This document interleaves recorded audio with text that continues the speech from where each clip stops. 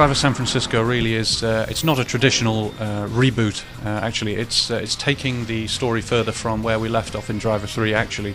So at the end of Driver 3, we had a shootout between Jericho and Tanner in Istanbul, and this game takes off 6 months or so after the events of that story. Go on, man, drive! We've taken a deliberate change of tone with Driver San Francisco. I mean, it's if you look at the previous games, they were really quite serious, and although the tone is still gritty in a visual sense, so it's still that 70s Hollywood look, when it comes to the dialogue and the interactions with the characters, we've taken a deliberate step towards more of a lighter touch and a more humorous touch, because we want to play up to the shift effect. The fact that Tanner is in a coma gives us lots of possibilities. We don't want to take that too seriously. I mean, it's a real situation. He's in a coma and these things are happening in his head, so you'll see in the way that he interacts with other characters in the city. There are hundreds and hundreds of characters and voices in the city, and also the way that he plays off against Jones, his long-suffering partner as well. We try and keep a light touch on it.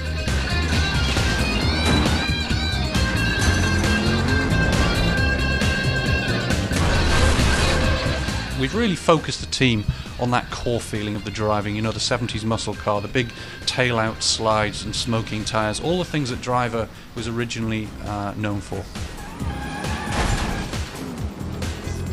What we've done is we've changed the focus in Driver San Francisco.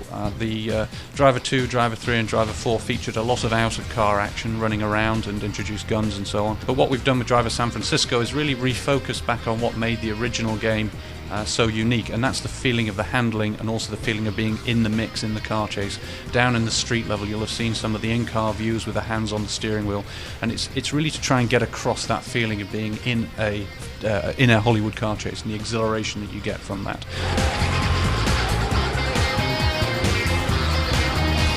The shift feature is something that is not possible, would not have been possible in the previous generations. The shift is obviously a totally unique system seen in a driving game, and at its simplest level, what it allows the player to do is to simultaneously shift from one vehicle to another, and also shift from one side of the city instantaneously to the other side of the city. Now, at its simplest level, that can be used for acquiring missions or from covering ground quickly when you've unlocked the whole city.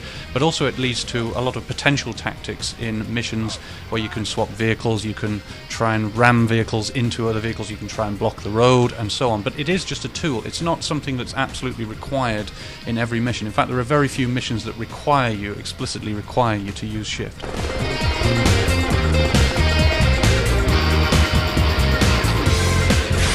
Driver San Francisco will be out on PlayStation 3, Xbox 360, PC and Wii, and it comes out in September this year. Let's get that beer.